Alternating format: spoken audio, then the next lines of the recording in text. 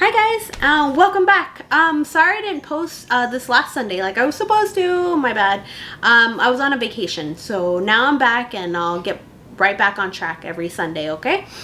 So today we are going to be talking about open fetal surgery. Yes, open fetal surgery. As crazy as that title sounds, it's just as crazy that they do it. I wouldn't be talking about it had I not experienced it myself. Because if you told me about it and I knew nothing about it, then I'd be like, no. And I tell this story all the time to just random people. And they're like, no, they do that? Yes, they do. And it's crazy. Let me go back before I talk about it to explain how it was brought up, okay? When Gigi, my 10-month-old, she was diagnosed with spina bifida, and they gave us options. They gave us either, which I'm not gonna cry, don't worry. They gave us the option of either terminating the pregnancy, having open fetal surgery, or having surgery after birth. And for those of you who have just clicked on this video, my baby had an opening in her lower back, and we decided to do open fetal surgery. Yes, at the time, which wasn't even that long ago, it was last year, 2019. Yes, August 2019, when they told me about it, and I had no clue what it was. You know, I work in the medical field, but I did not even know it was possible that they could do surgery on a fetus, which is an unborn baby. Totally new concept to me. And, you know, I did research it a little bit. They gave me like a brochure explaining what it was, and there's not much more than what they can show you on the brochure to go into depth. And you know, I did go on YouTube and tried to see if there were any like videos. I'm one of those visual people. I don't care how graphic it is, like I want to see it, but there was nothing. And I don't know if it's because it's been a year now that now they have more. Back then when I was researching it, they didn't have all that stuff, like all the graphic stuff and like explanations. I don't know if more people are doing it, but now there's more information. So I do recommend that if you're looking to find out more about open fetal surgery, just type it in Google. Like so many videos come up on YouTube. Also, I'll put some links on the websites that I used for all my research, and because I went to UC Davis Medical Center, a lot of that information is from there because I had it done there, and everything that was told to me was from them. So anyways, so the options that they gave us were those three, and I'm like, okay, well, let's go ahead and do the open fetal surgery. First and foremost, I do want to put a disclaimer, okay? At no point whatsoever do I want you to think that I'm a doctor or you know, a specialist that's advocating this surgery. No, this is what I know about the surgery from research and my experience. Just because I've had this experience, I don't want you to automatically think, oh, okay, yeah, I'm gonna go do open fetal surgery because Tanya did it and this is her outcome. No, that's not the whole purpose of this video, okay? I just wanted to share. It's like a show and tell. Well, not a show and tell, share and tell, okay? So with open fetal surgery, let me tell you the actual surgery first. I'm actually gonna show you a picture here. It might be a little graphic. I mean, I don't know. It shouldn't be too bad. This is what I found. Here's a graphic picture here. You can see A, B, and C. A, you can see that they're doing a, you know, like they're opening you up, okay? And then B, you can see the fetus exposed, and at the lower part you can see where the defect is, okay? That right there is the sac protruding from the back. The third, in C, you can see that they're repairing it, okay? Now I found so many videos and pictures. All you have to type in is fetal surgery in YouTube, and you'll get a whole bunch of videos, even some of the doctors actually performing the surgery, which is super crazy. Also, here's an illustration. You can see the exposed neural tube in the first part here, and then you can see the protected neural tube.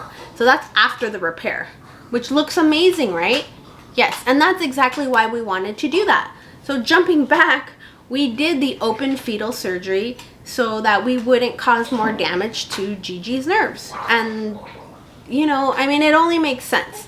But I do think that having the open fetal surgery helped her in the long run. And that was my goal. That's the only reason why I did it. So I wanted to show you right here is a picture of Gigi. I mean, it's her backside. But this is her scar. She does have a scar on her back. And she's a little chunker, you know. But that's what her scar looks like now. Yeah, and she's doing great. So anyways, for open fetal surgery, you can't just say, yes, I'm gonna have it. No, it doesn't work like that. There are requirements that you have to meet before you can even qualify for the surgery. So for me, once they told me about the surgery, I of course inquired about it. And at that time, last year, Southern California wasn't performing the open fetal surgery. So I reached out to Northern California in Sacramento, UC Davis Medical Center, and I reached out to them, and I reached out to the nursing coordinator who was in charge of the whole fetal surgery care team. And I reached out to her. Her name's Amy, and she was like, yeah, you know, we do this, let's see if you meet the requirements. And we got all the stuff from your doctor. Can you come down here for 3 days? And I'm thinking, okay, well, you know, I live in Southern California, but I took my mom. We went for 3 days. They said they would go over everything. If I had any questions, they do their own labs, MRIs, ultrasounds, even though I've already had it, you know, at my old doctor. In order to do any kind of further evaluation and possibly surgery, they needed to do their own stuff. So I went, okay? I went for 3 days. The first day I talked to a social worker. I met the nursing coordinator. I took a tour of the hospital. They explained where I would be when I had surgery, where the recovery would be after surgery. They explained what my day would look like. And then the second day I met with the neurosurgeon. I met with the pediatric surgeon, and I just talked to them, and they were there to answer my questions. I wasn't approved for the surgery yet. It was just more of an informational thing to make sure I was willing to go through it all if I was accepted or if I qualified for the surgery. So then I talked to them, and then the second day I still had to do like an ultrasound. I met with the fetal cardiologist to check the baby's heart. And then the third day I had to do a fetal MRI, and we did that a couple times because the baby was moving too much. And then I sat down with the lead fetal surgeon, which was Dr. Hiroshi. Dr. Hiroshi at UC Davis Medical Center. He's amazing, super nice guy. Like, he was just so calm and collective. And then I also sat down with 2 of his other lead doctors that were working with him. I think it was Dr. Brown and Dr. Sadai. Yeah. Anyways, they sat down with me and my mom, and they asked me what I knew about the surgery. And I sat down and I said, okay, well, this is what I know after the research. And this is the same thing that I told them. I was like, I'm going to be put under. You guys are going to perform somewhat like a C-section, you know, an incision in the lower abdomen. You're going to take out the uterus. You're going to make an incision in the uterus. You're going to take the baby out. You're going to expose whatever area is, you know, where the baby has a birth defect. You're going to fix the baby, going to put the baby back in the uterus, sew the uterus back up, sew me back up, and then I'm supposed to recover and, you know, hopefully have a C-section, you know, 2-3 months later. And they're like, wow, you really did your homework. And I'm like, honestly, there's really not much to it. And for you guys, that's really all it is it doesn't sound like a lot, but it's really complicated. It really is, because a pregnant mom is having surgery on her baby that isn't even born yet. Like, how crazy does that sound? And so my questions were more intense, more something that a normal person would not ask. Like, I think I asked something like, well, what do you guys do with the amniotic fluid? Does it just leak all over the place? And they looked at me like, who asks that? I do. But anyways, they were just saying, oh, you know, the it's recirculated with normal warm fluids, blah blah blah. And they're like, do you have any other questions? And I'm like, yeah, you know, what kind of stitches do you guys use? How do you stitch the baby's opening? And they just looked at me like, okay, we want you to ask us like real questions, like okay, like how long does it take to recover? Am I gonna be okay? It's just stuff like a normal person would ask it. But you guys know I'm not normal. So they weren't even worried about it. I almost thought I wasn't gonna qualify because, so I went in thinking, oh, you know what? I'm not gonna qualify. So I was like, I don't even care. Like I went in there knowing that I wasn't gonna qualify. The reason why I thought I wasn't gonna qualify is because I was on blood thinners. And I was on blood thinners not because I had a blood clot, but my last pregnancy, I got a blood clot in my leg, and they were worried that it was going to happen again because I was having issues with my leg. And so they put me on blood thinners. And I'm thinking, oh, well, I'm on blood thinners. Who's going to want to do surgery on me? I'm going to bleed out all over the table. So I went in to go see the specialist, and I'm like, I'm not going to qualify. Also, it was a little on the heavy side. They have like a body mass index amount that you can't be over. I think it's like body mass index over 35, and there's more requirements. Not just that, stuff like the defect has to be anywhere from T1 to S1.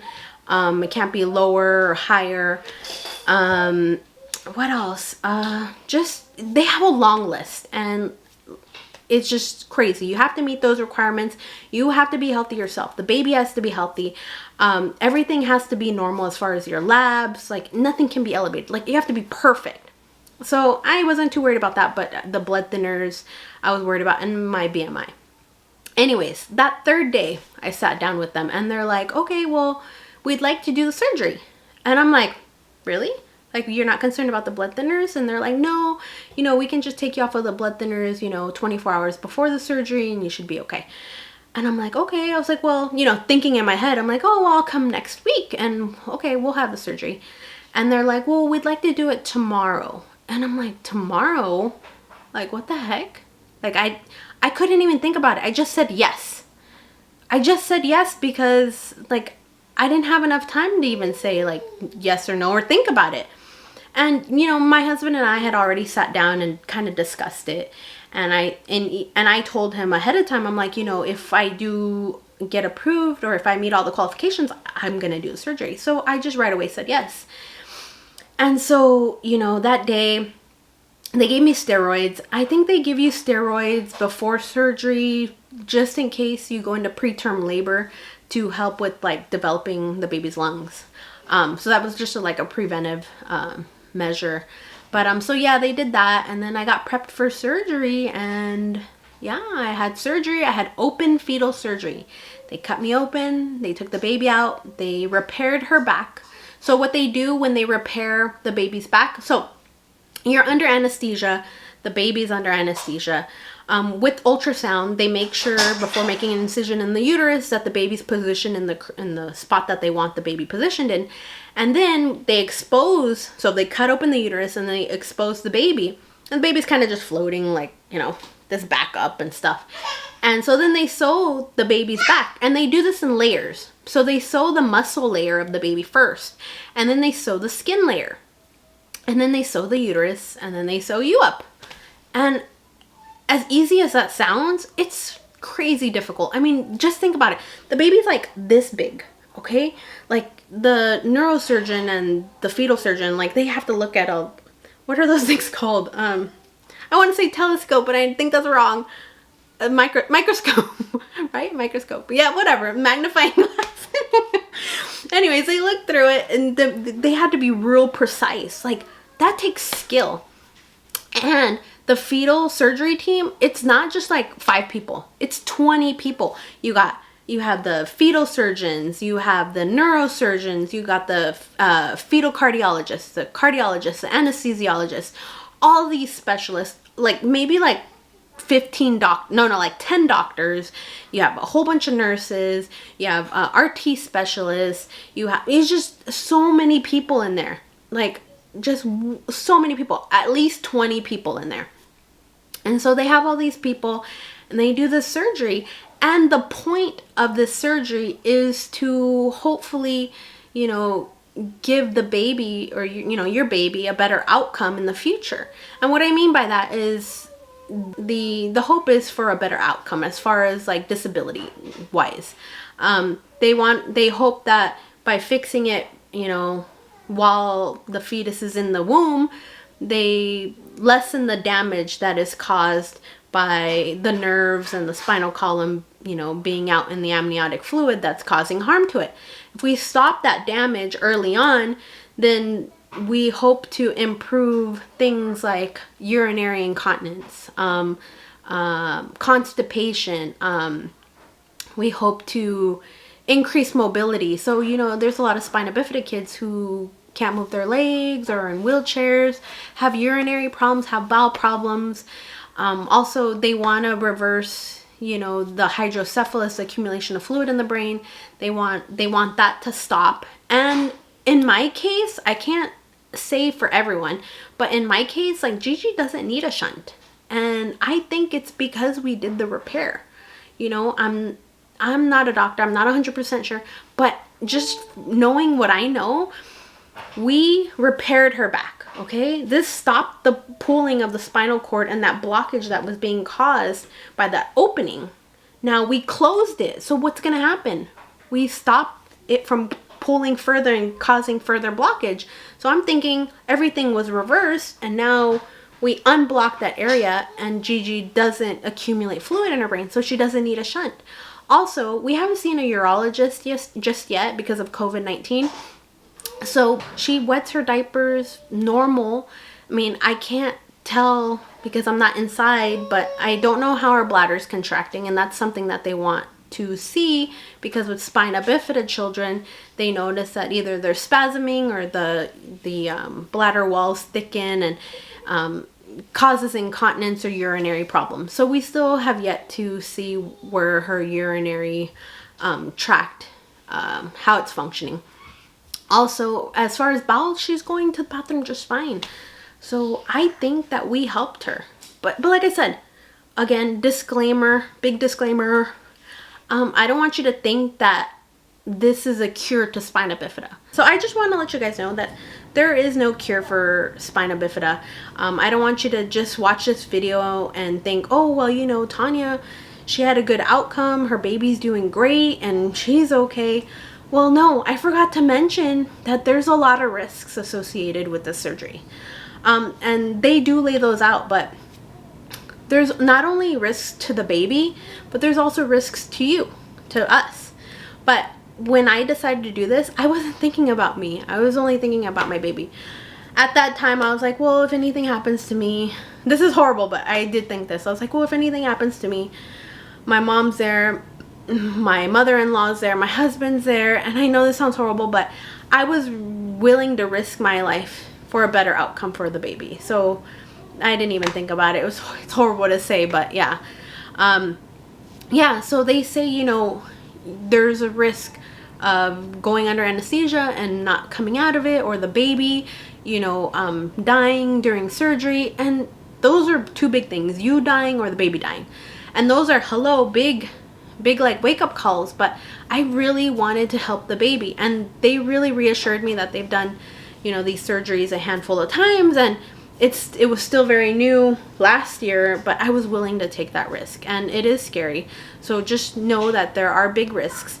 Another huge risk is preterm labor. Preterm labor, meaning you can go into labor, a week, 2 weeks, a month, way before schedule. Now, I don't want to scare you, but I had open fetal surgery on September 6, 2019. I gave birth to Gigi on September 7th, 2019. So 24 hours later, I did go into surgery again and had a emergency C-section because I had complications. I mean, I cut my uterus open. My uterus got mad at me and was like, F you. And started contracting. I started bleeding. They came in, did a pelvic exam. They were like, oh no, she's fully dilated, baby's coming. Emergency surgery, baby came out. So we were in the NICU for 3 months. Long story short, a lot of stuff happened, but I did have the baby 24 hours later. So that's a risk I was willing to take, and it happened. So I just want you guys to know that that can happen. It happened to me. And if you have your surgery in Northern California at UC Davis and they tell you that someone had the baby 24 hours after surgery, they're right, because it was me. Anyways, if you have any more questions regarding fetal surgery, go ahead and shoot me an email. Here's my email address. On honesty, like full on honestly, I recorded this video like 7 times, and all 7 times it was more than 40 minutes. That was, you know, my whole experience, and I just don't want to bore you guys. So if you do have questions about the full details of my open fetal surgery, go ahead and shoot me an email right here, and I'm more than willing to explain my whole experience. But I do want to shout out again to UC Davis Medical Center in Sacramento. They're the best fetal surgery team. I had the best experience there. Everyone was amazing there. The director of the NICU, the nurses, the fetal team there, the nursing coordinator, the social workers, the bus drivers. Like, everyone was amazing there, and I definitely recommend them as far as, you know, if you can go up to Northern California. I know they're starting to do some open fetal surgeries in Southern California. It's newer now, but they are doing them, so I don't know. I do recommend UC Davis Medical Center. They're amazing. And at the end of this video, I will post the link to their website. They have a whole bunch of stuff, information on their fetal surgery team. They also, here, I'll make it easy. Here's a phone number to their fetal care treatment center, and also their email. If you want any information about, you know, open fetal surgery, shoot them an email. I don't remember how long it took, maybe a day or 2. She's pretty good about reaching back to you guys. But if you have any information, any questions, they'll answer them for you. Feel comfortable. Don't be shy. They answer everything. No dumb question. There is no dumb question. I said it wrong. There is not a question that is dumb. Okay, I must have asked a billion questions, and they were super nice about it. Anyways, again, I just want to say thank you, and I hope you guys come back. I'm actually going to post, like I said, I'm going to post a video on Sunday. I don't know what it is yet, but I'm going to post something. I'm going to stick to my schedule. I'm sorry, guys, but I will stick to Sunday. I promise, okay? I'm making that promise right now. Let's get to 50 subscribers. I swear, if I get to 50, I will do something super cool. Or I'll do like a $5 Starbucks card giveaway or something, okay? And to you guys who are still my subscribers, thank you guys. Like, that means a lot to me. Like, hey, I'm happy with 37 subscribers, but I'd like more. So if you like my videos, just like and subscribe and leave me comments, okay? I love comments. So like and subscribe to my channel, guys.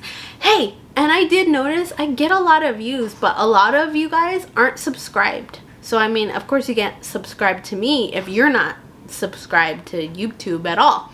So go ahead and just like create an account, log in, like, and subscribe, okay? Thanks, guys, and I will see you on Sunday, okay? Bye, and thanks for watching my video.